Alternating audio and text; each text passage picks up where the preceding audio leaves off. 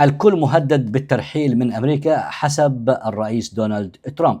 دونالد ترامب يريد ترحيل حاملي الجرين كارد والمهاجرين غير الشرعيين وحاملي الجنسية الأمريكية والمواطنين الأمريكيين عن أمريكا في حال كانوا خطر على المجتمع. الآن دونالد ترامب تم سؤاله قبل عدة أيام عن إيلون ماسك، هل يفكر في سحب الجنسية من إيلون ماسك وترحيله عن أمريكا؟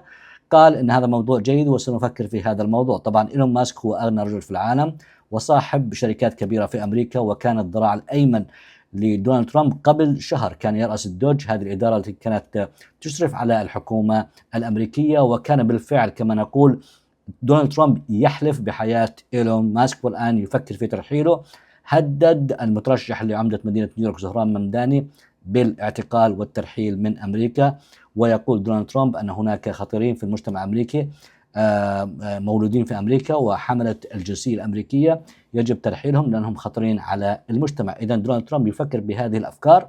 وقبل عدة أسابيع صدرت مذكرة من وزارة العدل الأمريكية إلى المدعين العامين في أمريكا بتشديد عمليات سحب الجنسية من مواطنين أمريكيين إذا ثبت يعني عليهم جرائم بخصوص تزوير معاملات الحصول على الجنسية الأمريكية أو ارتكابهم جرائم طبعا تؤثر على الأمن القومي الأمريكي.